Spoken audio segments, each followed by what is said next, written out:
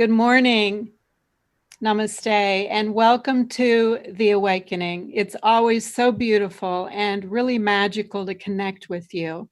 Um, Always excited to bring in really special individuals that have very sacred messages. Today, I feel like this is a truly sacred message. And so today I've got William Dickinson with us. William is a co-producer, co-host, and we are interviewing Beth Martens. Welcome, Beth. Hello, thank you for having me. Yeah, I have to say live, the beautiful shine smile that you have. It's just, it's really brilliant. So, and I Thank you. feel it all the way here. You're in Canada, Beth, correct? Winnipeg, Manitoba, so central Canada. Exactly. Yeah, I'm in Yeah. DC. William, you are at the beach? Yes, I'm at the beach in Colorado. So Excellent. Excellent. Love it. You know, I just have to say that entanglement theory that we talk about, the energy that really reality is about energy, and we can feel that energy, we can feel that spirit, and I think that feeling you, Beth, so far away and yet so close is really nice. So I'm going to give a little brief introduction as to who Beth is and what she does. And then I know, William, you've kind of taken a journey with Beth. So I'll open it up after the introduction and you can ask some questions, okay? So here we go. Beth is a business coach, an archetype reader, and author. Beth Martens' calling is a life or death thing. After a decade as a corporate VP in her family's firm, 8 trips to India, my word, and a 3-year battle with cancer 20 years ago, she used archetypes to save her life. Today, she helps truth lovers find their sacred purpose, be valued for their life's work, and survive the ordeals of their own personal hero's journey. A recovering feminist, that's a big one, and an interesting conversation, which we won't get into today, but I love that. She hosts the King Hero's Journey podcast, highlighting leaders, entrepreneurs, movement makers, and purveyors of the truth. You can visit Beth at www.bethmartens.com to do a free King Hero or Merpreneur archetype quiz to learn where you are on the path of purpose. She also has a new release book, which is really exciting, called Journey. It is also available at bethmartens.com. So, wow, that's really huge. Yesterday, we were talking a little bit about when someone decides that they want to, they realize, oh my gosh, my life is miserable, or I'm not really living the life that I really want to. I know that there is some way to get onto that path. We were talking yesterday about what that point of entry is. How do you enter? I call it the awakening path. You're calling it the King's Hero or the Merpreneur journey.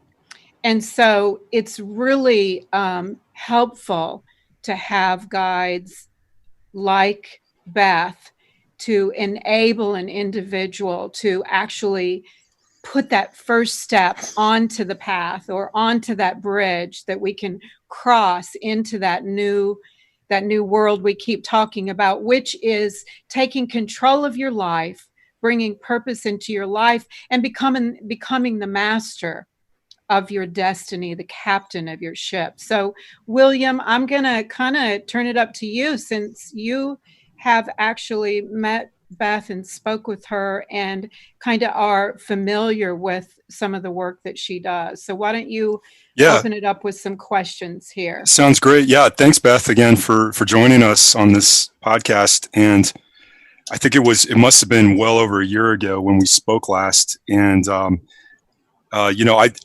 happened upon Beth through some of the Truther podcasts that I kind of follow at times. I think it was actually, I can't remember the name right now of, Friedman. I was just going to ask. That was it. Yeah. So Friedman's been great. He's a great resource for helping people set up podcasts as well. Like he's got a lot of knowledge in that area. So yeah, this is great. Yeah.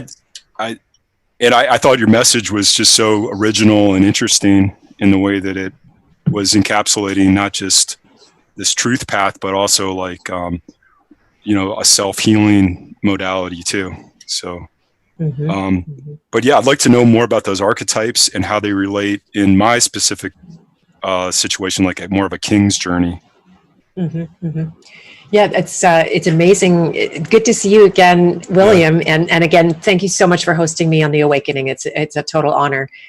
A year has been a really long time, right? Yeah. Like what's happened, even just in my life, but also in the world around us, as we know. So. Right, we're doing COVID, and you guys were out. You had that little truther gathering. Maybe you could just say a quick thing about that up in New York with your crew up there. Yeah, not too long ago, I had been following a number of these truthers, and I managed to interview most of them and weasel my way into their life one way or another. Because, as you guys probably know, when you're connected with other people that are following the unpopular truth, then you gain a lot of energy, and you can lick your wounds more easily and have some, empathy or even sympathy sometimes for what you're going through in the mainstream. But so that retreat was invaluable. I got the invitation just 2 weeks before it happened, and I immediately said yes, even though it was practically impossible for me to get there. I'm in Canada. We have a travel ban on, the whole COVID nonsense, and I'll say the universe or creator just aligned behind my yes and made it happen against the odds. I drove almost 6,000 kilometers, and I got 2/3 of the way there. And I thought to myself, oh my God, I'm crazy. What am I doing? I should go back. And it was at that point I was lucky enough to have one of my own mentors in the zone. She came to meet me in Toledo, and she's like, no, Beth, keep going like this. And so I did. And I was so incredibly affirmed. These days, the circumstances and the mandates and everything coming down the line, it's trying to keep us separate from each other.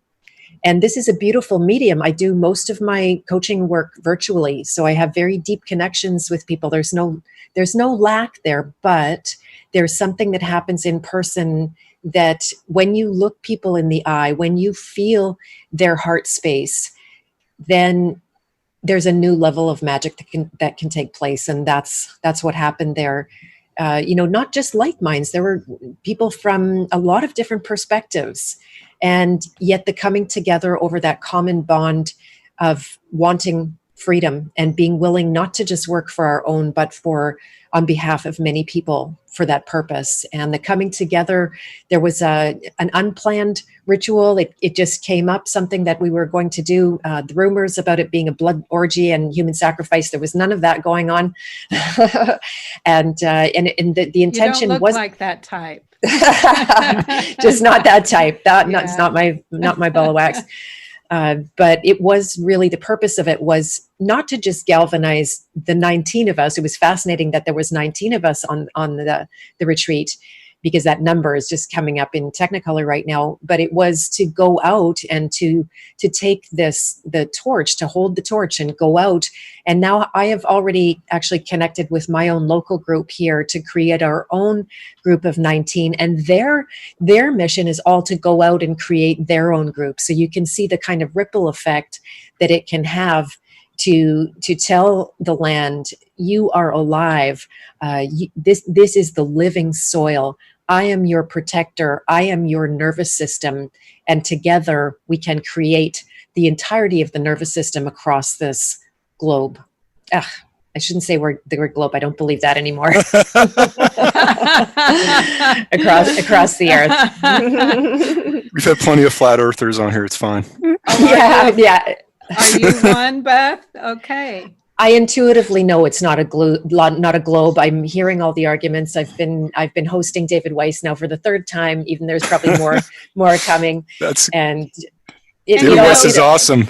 And it's part of the whole being separated out, isn't it? It's almost like that, the 10 virgins coming out into the wilderness, or when Lot and his wife were called out of Sodom and Gomorrah, don't look back. The binding of the tares before the wheat can be flourished. We are truly being separated out, and it's so important to find our tribe, to find others of like mind, because that energy connection, that power of higher vibrations, when connected in the heart space, actually create this reclaiming of our, not just our divinity, but of our territory, of our soil, of our energy grid, and then placing that dome of protection.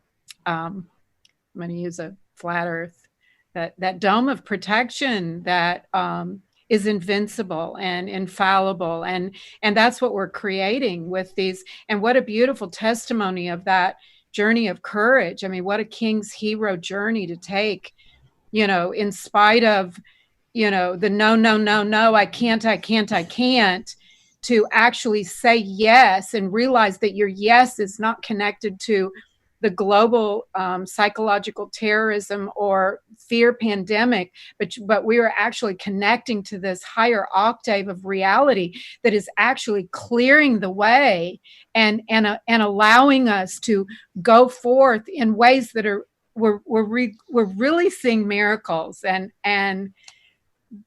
the law of manifesting, it is like greater than I've ever seen in my life. So continue. Sorry. Yeah, just on the King's Hero stuff, getting back to that, but that's such an amazing journey. I'm so glad you had that, and thanks for sharing that with us. And it's just so it's so nice to have like two ladies on with me that have just such a unique perspective. Just really refreshing. I appreciate you guys. Really, thanks. Just want to say that up front. The tribe is so, so important. And it's been a message of my work for the whole duration of it, that we must find our people. And because it's intimately tied. In fact, there is no purpose without connection. There literally, one person alone cannot have purpose. And so that's why it's always going to drive you, like William, right? Like here you are, live to air right now, right? That what an incredible step that it's been, because you know it inside yourself that you have to make this connection with others, and then for others too, because we could just slay all our own demons and lay on the beach, which sounds perfect right about now. But there's always going to be that push to, okay, like, how do I bring this back to my people? And who are my people in the first place? Yeah, and I think that's part of this journey that we're on. And can you explain a little bit about that archetype journey? Mm-hmm, for sure. So if you like, I'll talk about archetypes for anyone in your audience that hasn't done any work with them or come across that. They were something that I studied about in my anthropology degree. I looked into the work of Carl Jung. He gave me that first clue that no matter where you go in the world, the archetypes do not change based on your upbringing, your culture, your language, any of the mores. Even at the level of our feelings, there's a lot of cultural variation. When I traveled to India, I noticed they didn't have a bunch of my emotions. They just didn't have them. They thought I was really funny. Because, I'd get mad at the post office or something, that they just like, bring everybody out to look at me getting mad. And, but the archetypes have a sustaining kind of a structure to them. I see them as a lens, and in and of themselves, they don't have any life. It's your life that comes through them. It's the God spark, that divinity within each of us that shines through this lens, and it creates a certain kind of experience.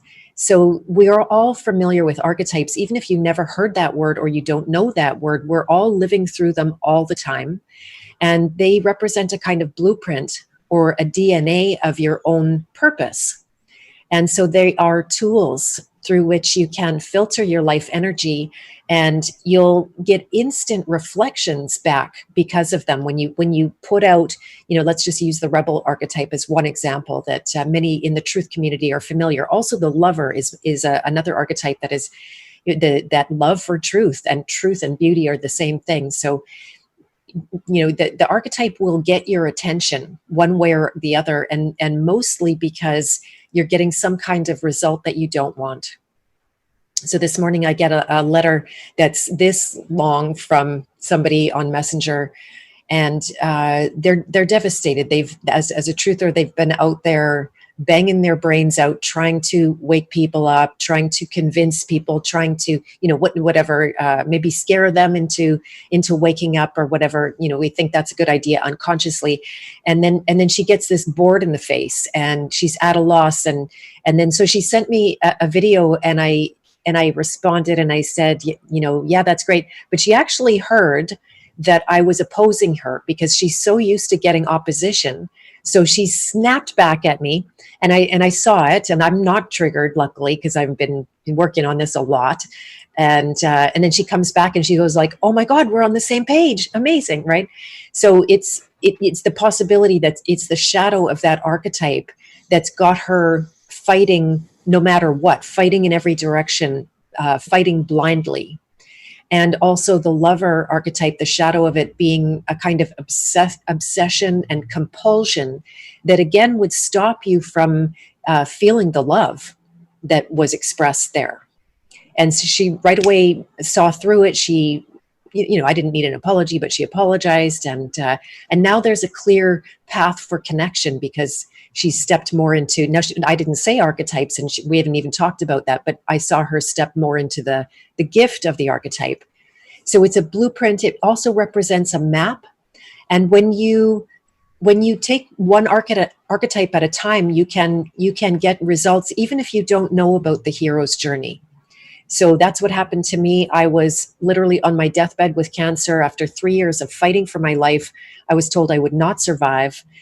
They offered me a stem cell transplant, which gives half a chance to live, but half the people die doing it. And so that just didn't seem right to me, to have to go into a year of isolation, horrendous treatments that almost kill you. And so then your bones start creating stem cells. They harvest those. That's not pretty. They give them back to you, and half the people never recover from that, and it's hell. I saw my brother-in-law go through it, absolute hell, and he died on the other side. So I thought to myself, okay, what am I doing here? Am I trying to protect my physical body and have it live long or even forever? Because that's the unconscious illusion that's going on. And I had a complete epiphany. I woke up and I saw, no, the thing to be protected here is my soul, the thing that outlives my body. And of course, I want my body to live. We all want that because this is an incredible opportunity to be alive on this earth. And at the same time, I went full time into this. Okay, how do I protect my soul? I saw that I was living from fear. And I saw that the lens that fear was coming through was the rebel.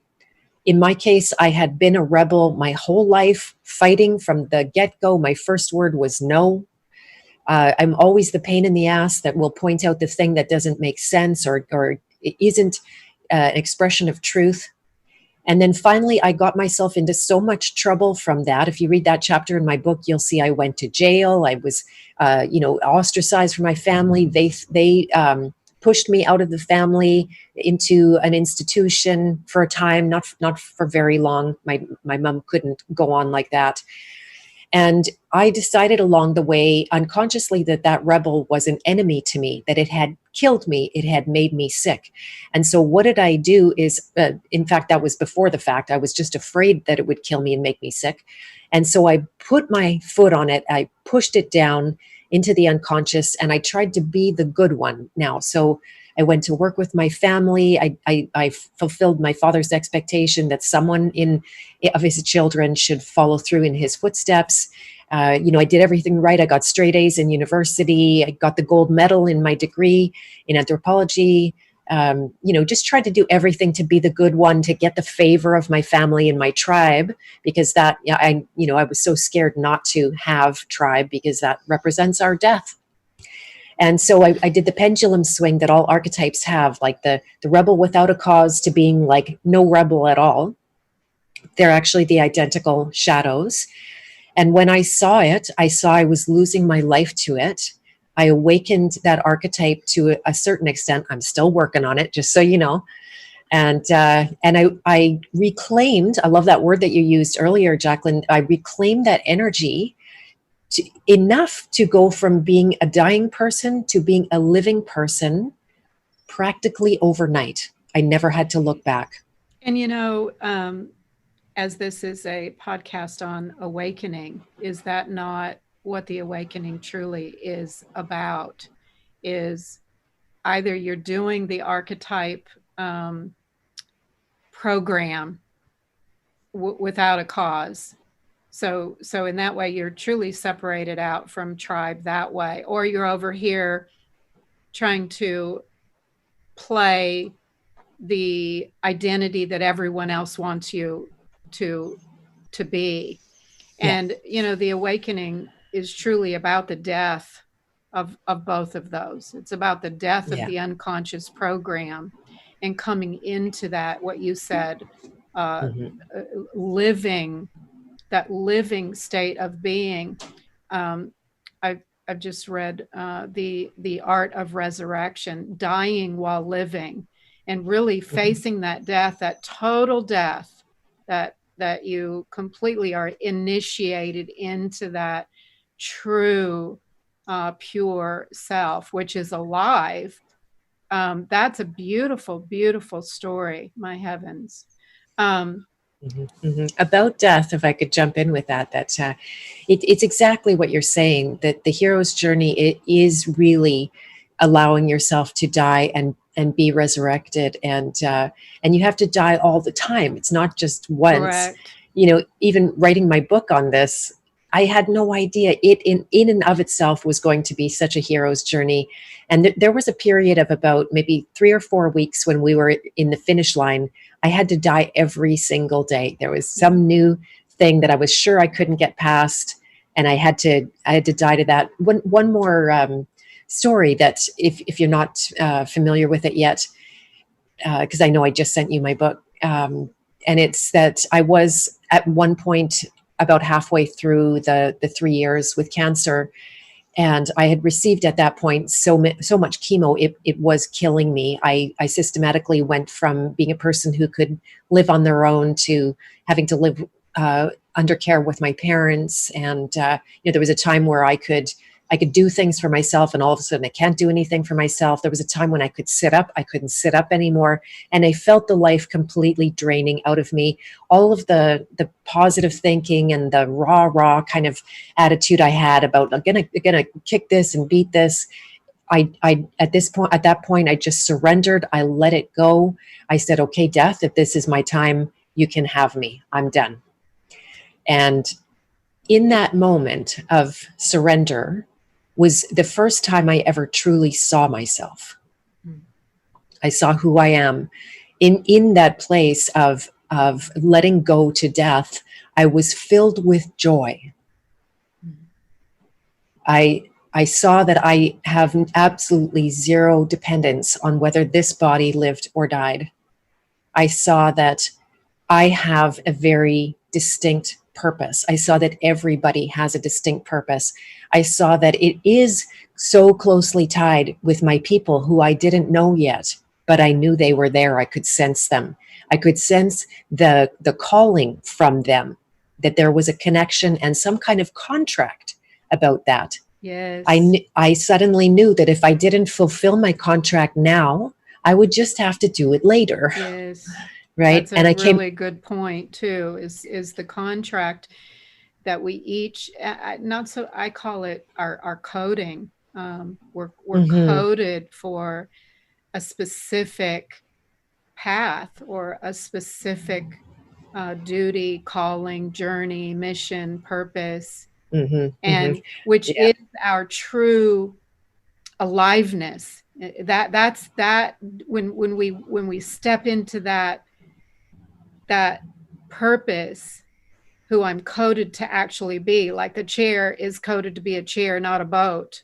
When we step into that thing which we are, that's when life truly begins to unfold within, and we begin to blossom into the bliss.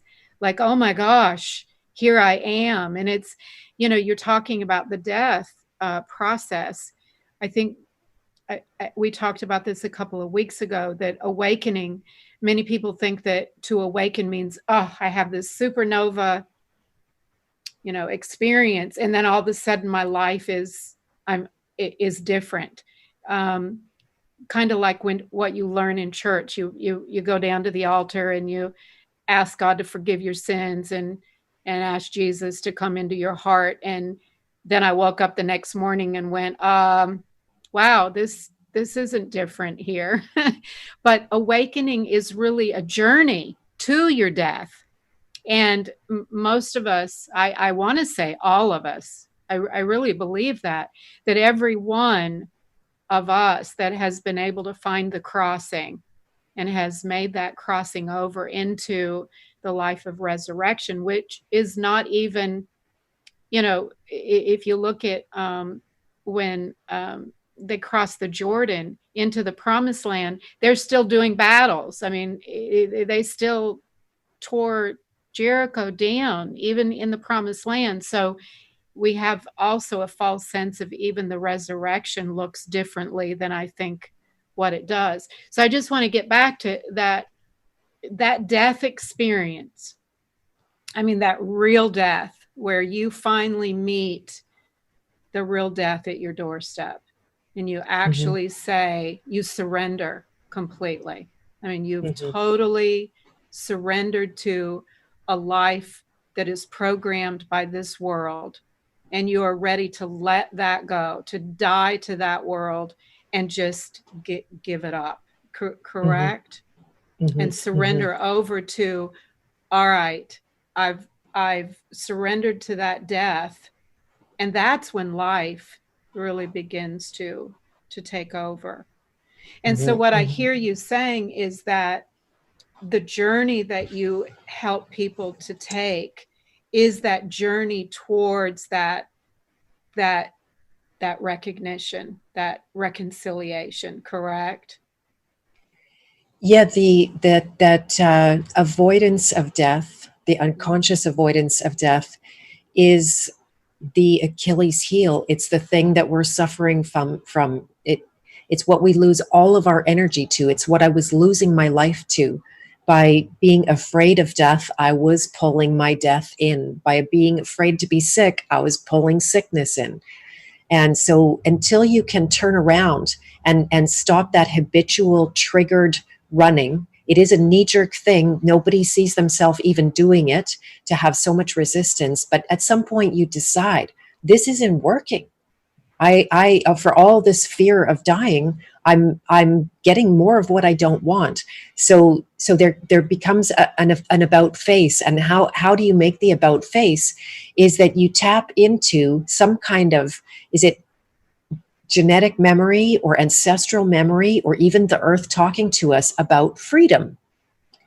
And so a decision will get made at some point that you want your freedom more than you want to hold on to your fear. And it gives you that fortitude to turn around and face it and look at it. And with curiosity, get close with it. And in my case, in that moment, I got so intimate with it. I let it have me. I became one with what I thought to be death. And what I saw in that moment was that it's a big fat illusion. It's not what I thought it was. The feeling of dying is not dying. That's not the same thing. And this is, I want to credit the work of Lester Levinson, by the way, who on his deathbed, what he was told he was going to not survive in the 1950s from a double heart attack. And he did the same thing. He's like, I'm a genius. I've figured my way out of a lot of situations. I'm going to work this one out too. And he saw that by letting go of and everything that's not love, and the the fear of dying is the epitome of not love. It's the ultimate not love. You can't love from that place. The In inverted fact, truth, the it's very inverted. Opposite, which is the world of illusion, because it's the lie. And you know, I'm listening to your point of death. I'm going to say you were really given the miracle of being at the doorstep of death. And so you were truly faced with that very real choice of death and life. And you opened the door to death and surrendered. And with that surrendering is what gave you the first step onto this ability to see what that lie of death was about, and then to have brand new eyes to see this the true path of life. And I'm just I see this current pandemic of fear, which, what do we talk about every day? How many people are dying? And this conversation that we're having, well, people are dying, you know. And isn't it also a gift of the universe that's placing each one of us, if we would allow ourselves to go to that doorstep and actually not face COVID, but face death, face those statistics, that all of a sudden that could be me, everyone is saying. And what you were talking about, the fear of death, what are the majority or the masses doing? They're responding to death, all the statistics, all the numbers. You know, we look every day to see what those statistics of death are. And yet we're responding with fear, with, you know, conversations that are just imbecilic conversations between each other, you know, arguing over what the truth is. And so I see this on a global scale. It's why I love to share this story, because for those of your listeners that don't know the ending, is that in that moment, in that surrender to death, I reclaimed so much energy that I went into remission. I saw it was a miracle before my eyes. So it's because the fact is, you know, I thought that everybody who was confronted by death would have this miracle experience that I did, but it's not true. I've seen many people go through it and never be awakened by their confrontation with death. And so it is a gift offered, but because of free will, we have to receive it. And we have to go into our own hero's journey, take our path. But I also always say you have to take your own journey, but you don't have to take it alone.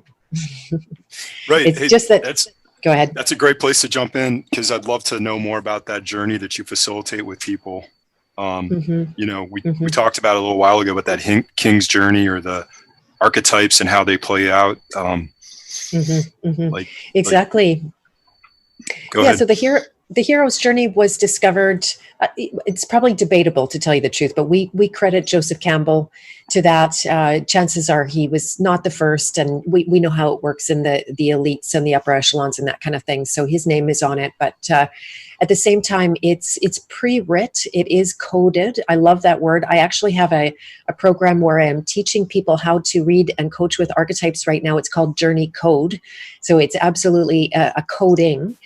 And so we were all constantly invited to be on our hero's journey. And because of the state of fear that we live in, and the utilizing or the mobilizing of fear and how well that's worked, most people are in a state of rejecting their hero's journey. They're just saying, no, I'm going to pull the covers over my head. I'm going to watch Netflix until it's over. They get less and less courage. And I was there too, even having gone through all of this stuff.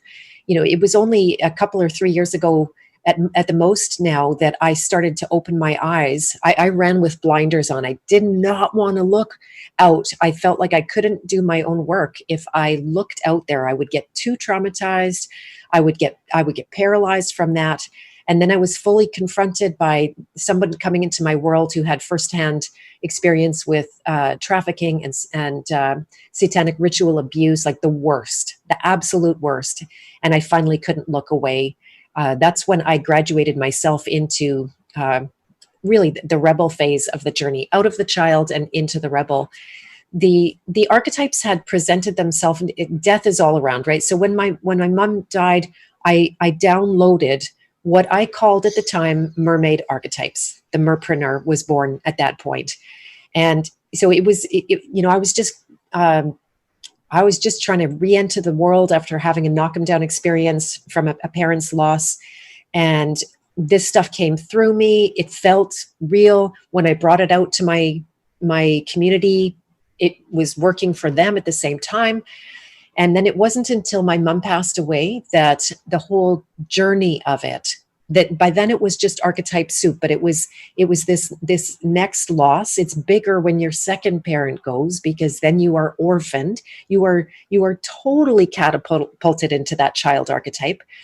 And you're totally self-responsible. You become the elder. It's heavy. It's very big and it's very heavy. And then I tuned into the work of Carol Pearson, I believe is her name. And she was mapping out the hero's journey with archetypes. And then I suddenly thought to myself, I wonder if my mermaid archetypes are a journey. And I sat down in 5 minutes, boom, boom, boom. Everything fell into place. It was right there. It was already there, like the sculpture in the wood. And I just bring. And then I placed myself on the journey. And I saw that I was in and I can go tell them in order if it helps also, not to jump around. But I saw myself in the hedonist phase of the journey. As I call it, as I see it, I found this all inside myself. It was, looking at Carol Pearson's work and just seeing, oh my God, there's a lot of parallels here. From what I'd already found. And I saw that my next step in the journey, and it's a circle, actually it's a spiral more than a circle. My next step was the Royal Archetype. At the time I was feminizing this Royal Archetype. I was calling it the maternal leader. I just needed to make it feminine because I was a feminist and I was all about the women at the time. And even in the middle of teaching about that, I realized this is not feminine one bit. Actually, this is the king archetype. This is masculine energy. And that's what I was called to in that moment, to jump up from hedonist, where I was in the comfort zone. My life was fine. I have what I need. I can, pick up on a moment's notice and take my kid to Costa Rica if I want. Everything was good. And I worked very little to maintain my lifestyle. And yet there was a torture in it, because as we all know, the comfort zone is not very comfortable, and God doesn't really let you rest. We're not here to just lay out. And, as a friend of mine says, we're not cats. We can't just sleep in the light. It's not like that. And so immediately when I saw that king archetype, I said to myself, nope, I'm not going. Nope, forget it. I'm not doing it. But because long ago I decided on freedom, there I went, zoom, right into the king archetype. And things started to happen in my life. I had a mentor come into my life. That's a big part of the hero's journey. When the helpers show up at exactly that moment when you're going to quit or you're saying no. And this was very well engineered, because he wasn't offering to help me. He came as my client. He was dying of cancer. He had hit his wall. He's a very strong king hero. But he was told he was not going to survive. So for all his power and all the success, all the wealth, he felt it was all falling through his hands. We worked together every day for 30 days on the archetypes, working through that basic fear of dying, finding the roots. And at the end of the 30 days, he emailed me and he said, Beth, you saved my life. And I said, Stefan, you did the work. You saved your own life. And so he turned around and offered to work with me to help me take my world to a new level. And it was just like, how are you reading my mind there? Right. And a lot of weeping and a lot of crying, but I accepted the invitation to be mentored. And that's when one of his first things was, Beth, you got to write a book. So the book started getting written, and I created the programs around it, the materials. Now I offer them as online programs, and the whole work of the King Hero entered where before it had all been the feminine, more mer energy. Both the mer energy and the King Hero energy, they're actually the identical archetypes, but they're like a DNA and they work together. So they weave together. We're on video. I can do this like the strands of DNA. They weave together. They are the perfect match. The masculine archetype and the feminine archetype, they make life when they come together. And so at that point, I felt extremely called, and having worked through a lot of the masculine issues upon my father's death, I felt fully qualified. I got results with this man, and I was able to move forward and say, yeah, I can help men. I can finally be there for men. I'm at peace with my own masculine. So I developed the King Hero's Journey and wrote the book and hosted a number of men for this program to walk them through the 8 archetypes, awakening the shadows, taking them from being a place of losing their energy through the archetype to growing and evolving through the archetypes. Yeah, that's I was just wondering if you had a thought about like people of this generation. There's a lot of people that are really professional, and a lot of people like just immersed in travel and things like that. These kind of external influences.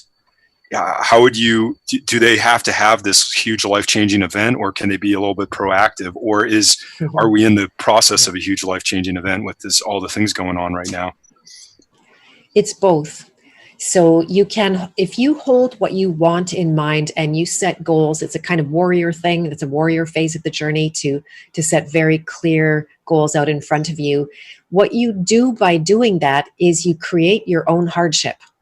So my book is an example. When I set out to write that book, I created a million problems for myself and everybody around me too.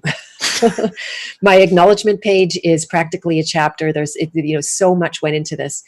And at times I wanted to weep and cry and feel sorry for myself and blame somebody because they made this mistake and they made that mistake. But I kept having to come back to a place of, and this is the warrior archetype, assuming responsibility at a radical level, even for what was beyond, as if I didn't do that or I didn't cause that. But I realized in that moment, I was the cause of all of that trouble. It was my book. I couldn't blame one single person. I had made my own trouble. So I couldn't easily, when stuff happens from the outside, COVID is happening to us, then it's very easy to feel like a victim. But when you do it yourself because of a goal, then it's much harder to buy into that. And you have higher energy and you meet your goal rather than just always fighting the enemy. That's very, that's moving from the rebel to the warrior. From the fight to the, okay, what do we need to build for the sake of freedom for myself and for others? And that feeling of responsibility is responsibility to yourself and to what your mission is, right? That's kind of what we're going for. Exactly. Yeah. It's the awareness of contract. It's just what it is. Some people will argue with me about that. It's okay, but there seems to be some kind of agreement. I actually have the feeling of, okay, I'm going in again. I got this. I can do it this time. Like there's okay. I see the choice of it. I'm not just like dropped on earth and then I got to contend with all of this madness. Once you start to see the choice in it and take responsibility for that, then you're a million miles ahead on the journey. So yes, to the question, you can make your own trouble. If you feel called to have a movement, if you feel called to speak your truth, if you feel called to create a business out of it, or whatever your calling is, to have a podcast, to write a blog, all of that or some of it, that's the way that you're going to move the very quickest through this. COVID has been an enormous opportunity, incredible opportunity. My life has improved like 100-fold. Doesn't make it easy because I've created all these challenges for myself. The work goes on. I'm working harder than I ever have. But the beauty is that when you do the work that's in your purpose, it gives rather than takes away from you for the most part. Mm-hmm. And that's what you'd say about people that are in kind of this endless cycle of distraction, like we talked about Netflix and travel and stuff like that. And always looking externally, you know, everything has to come to you via like Amazon or something. Yeah. Whereas the self-generated stuff is actually much more satisfying, but takes more responsibility. Bingo. Right. I'll say it in a kind of a cold way. We pay for our freedom with responsibility. Except that in the responsibility, we're doing the life and living the vision that we create. Mm-hmm. And so it's no price at all. Exactly. And so when you can really connect with, this was my vision, I chose this. Mm-hmm. Although now you have to really get down, and when you take the journey, is that my vision? Getting to know what really is my personal vision, not the unconscious program. And so part of the journey is being able to honestly hear your true voice, which comes from your own heart, and get all of the programs, you know, divest yourself of all the programming, and that's a little journey in and of itself. It's like two different parallel tracks. You at this one point you're pulling apart all the onions of reality, and the truther movement hopefully is kind of taking you in that direction. But at the same time, you also have this parallel thing going where you're tapping into your spiritual needs and who you really are. But if you don't have both of those going on simultaneously, you don't necessarily have that synergy. Because you can see a lot of people getting pulled into these movements, pulled into the truth, pulled into like constantly investigating the truth, but yet they don't really. And I just say that as just a brief critique of some of the truth stuff, because I just keep seeing people go through cycles of truther stuff where it's just like, okay, seeking, and then you don't have this parallel, and reading and following right. And doing the good, and yet it's not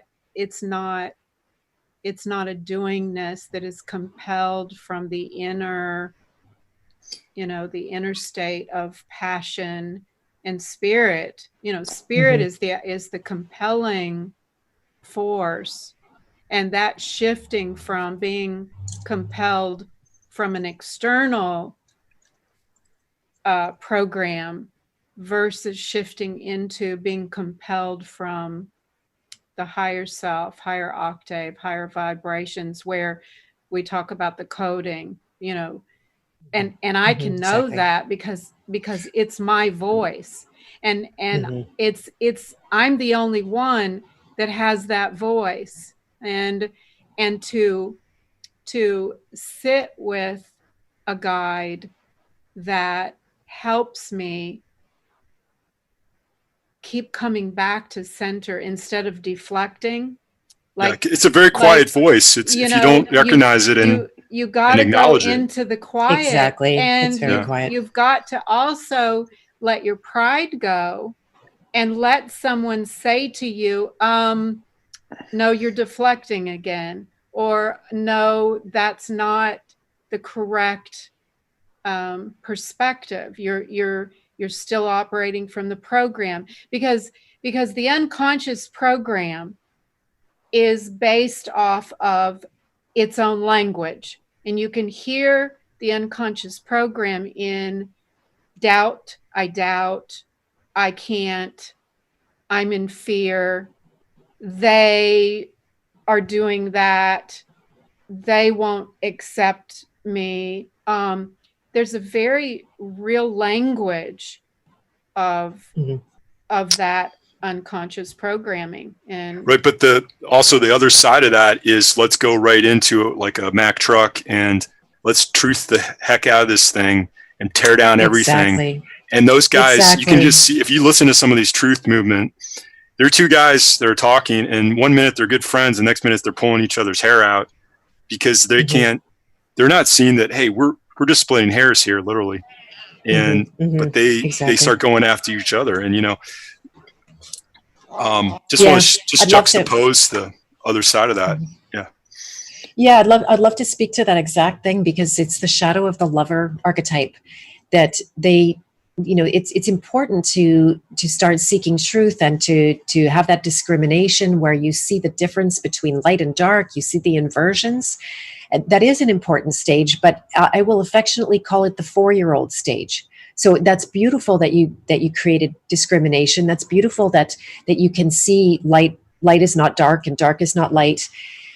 And it's only a stage. There's a deeper place to go with it, because the lover is really about turning towards, and I think you guys are both already saying that, it's turning towards the inner authority, ultimately it's the soul's authority, which of course is governed by the creator. And in that, you must create, right? That's the shadow of the lover that feels like they have to know more. Like, God bless her, I was working with somebody for a while and I'm like, let's go, let's do this, and she's like, no, we need to know more, we need to study more, and maybe we'll get there in a few years. And I'm just like, I got to go now. And so, that it's that if you don't have the creative side, you only have the takedown side, then it becomes a hungry ghost, and it gives way to addiction and distraction, which is actually the next archetype on the journey, is the hedonist. So there's all kinds of traps. But if you claim that relationship with your own soul, and you stop dividing between me and them, that's more of a baby phase. That's the nurturer coming first, that has to negotiate this. They suffer this. Do I serve myself, or do I serve them? Do I take care of myself, or do I take care of them? Do I save myself, or do I save them? In the awakening of the lover, that dichotomy dissolves. It's between you and God, and there's no separation there. And then you have the courage to put yourself out, because one of the dark shadows of the lover archetype is perfectionism. You need to get it right. You need to get your facts straight. You can't say something wrong. Somebody's going to discredit you. All of that kind of stuff comes up. And it's like, no, get out there and say something wrong, because you're not going to know what's wrong until you get some reflections, or you're not going to find out fast enough to be able to move. So by getting out and creating, honestly, when I'm busy creating, I feel free. Nobody could convince me that I'm a slave in a system. I feel totally free in that. Yeah, just like one more question maybe related to that is, so like a lot of folks are definitely being forced exited out of this, a lot of these systems, because they don't have jobs, or their jobs are drying up, or there's tons of situations occurring right now. How do you foresee this new economy building?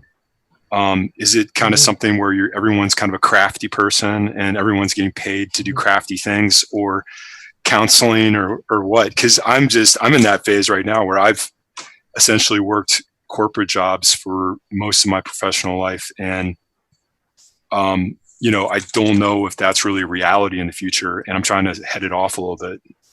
It's a great question. So when COVID hit, there was about 5 minutes when I thought, okay, it's over. I had 3 big clients quit on me. I lost $20,000 income. I thought, okay, I'm just going to live on savings and prep my ass off, because the apocalypse is here. And so 5 minutes later, I'm like, I've never laid down and died. Not even when I was dying, I didn't lay down and die. So why am I going to do it now? And then I got to thinking, what could I create right now that would be something people need, that it could be of service to them, that I would feel totally inspired creating because it's something new, and that I felt good about charging, because there's even a few minutes where you're like, oh my God, everybody's losing their money. I can't charge for anything anymore. That's a nurturer's shadow, by the way. And this many years into it, 20 years into it, I know that when people invest in their awakening, then they get way more out of it. Sometimes they get nothing when they don't have to invest. And so I created a coaching certification program. I had never before given myself permission to train coaches, even though this is what I've done for all these years. And I have a lot of pride in my, I call it healthy pride in my skills. And I thought, you know what? If those weirdos out there can do this stuff to us, I can do this program. I can get out and teach this work.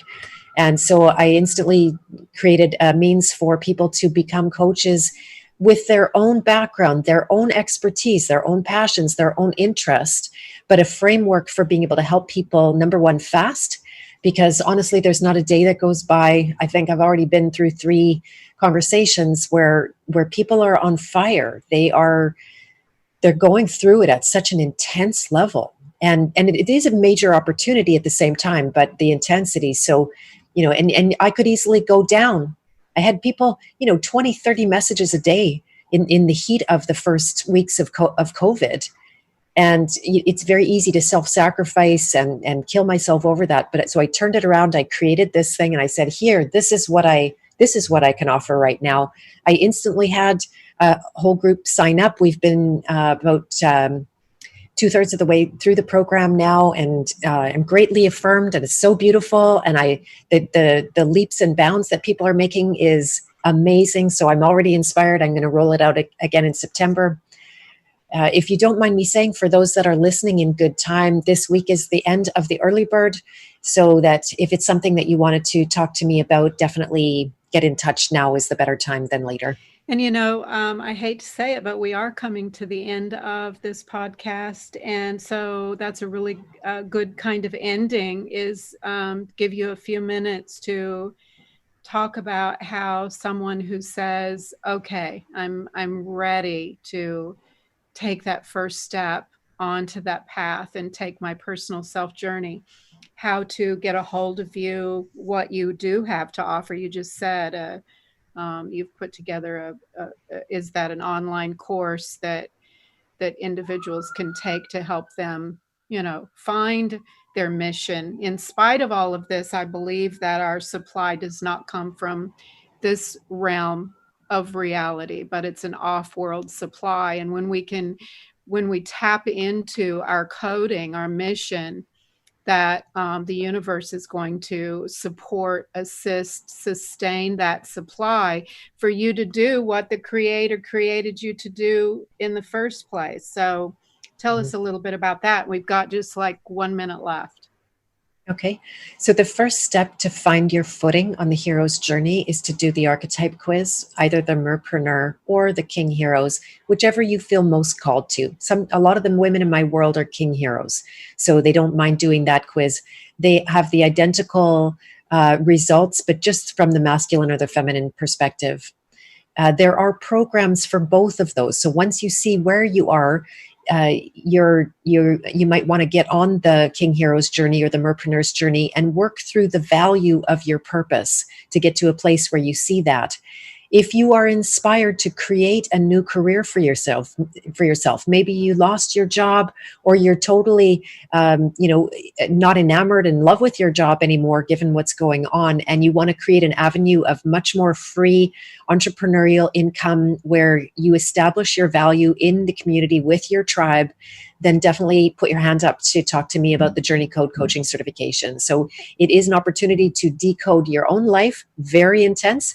When you set your sights to help others, you do your deepest work. But of course, you come out the other side with everything that you need to go out and serve others and get paid for it at the same time. Beautiful. So and is that, okay, go ahead. That's what I was asking.